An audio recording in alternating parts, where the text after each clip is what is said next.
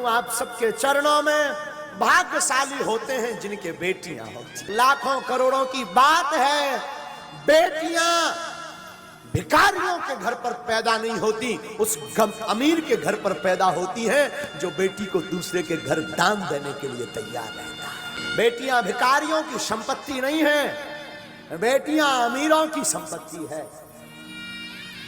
याद रखना, बहुत से कम बुद्धि के लोग किसी की बेटी को घर पर लेकर के आते हैं और उसके पिता का, उसकी माँ का इतना अपमान करते हैं। उन्होंने दिया ही क्या, उन्होंने किया ही क्या, क्या सम्मान किया हमारा। मेरे प्यारो, मैं निवेदन करूं, उस बाप से पूछना जो अपनी बेटी के विवाह के लिए 2 साल पहले से तैयारी करता है, रात और दिन एक कर देता है। वो पिता अपनी बेटी के लिए एक एक कपड़ा, एक एक वस्त्र, एक एक भोजन का सामान, एक एक बर्तन संजो करके रखता है कि बारात आएगी ताकि किसी को कोई असुविधा ना हो, और तुम एक रात में जाकर के पूरे कार्यक्रम को तहस नहस करके आ जाते हो, और उसी बाप की 2 साल की मेहनत को 2 शब्द कह करके तुम पानी में बहा देते हो। गोस्वामी जी कहते हैं आज हमने पहली बार समसमधी देखे। समसमधी का मतलब जैसे महाराज दशरथ, वैसे राजा जनक। आजकल समधी नहीं होते हैं, बिजनेस होता है। बेटियों को बेचा जाता है, पुत्रों को बेचा जाता है। दहेज लेना पाप नहीं है, पर मुंह मांग करके दहेज लेना महापाप है। मैं निवेदन करूंगा व्यासपीठ से, किसी बाप को कुछ देने को नहीं होता, 1 रुपया नहीं होता, उस बाप के दिल से पूछो जिसके घर पर सयानी बेटी होती। उस बाप के हृदय से पूछना क्या गुजरती है।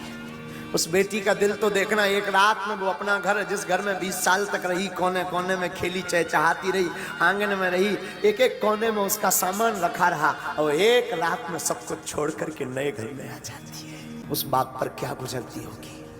हमने सुना है बाप का दिल इतना कठोर होता, किसी किसी का उसकी आंख में कभी आंसू नहीं आता, लेकिन हमने सुना है कोई ऐसा बाप होगा जिसकी बेटी की विदा हो, उसकी आंख में आंसू।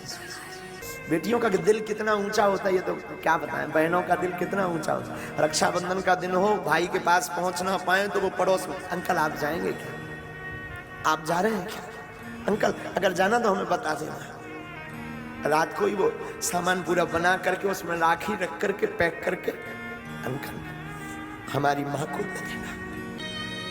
सबकी कलाई भरी होगी, हमारी भाई की सुनी ना रह जाए।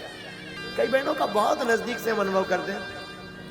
कई बहनें तो भाई बहुत दूर रहता हो या बहनें बहुत दूर कोरियर कर देती हैं ताकि सबके बहनें आएंगी, सबके भाइयों के हाथों की कलाई पर राखी होगी, मेरा भाई सुनी कलाई लेकर के ना घूमे, वो पहले से भेज देती, फोन लगा दे, माँ रक्षाबंधन को बंधवा जरूर देना।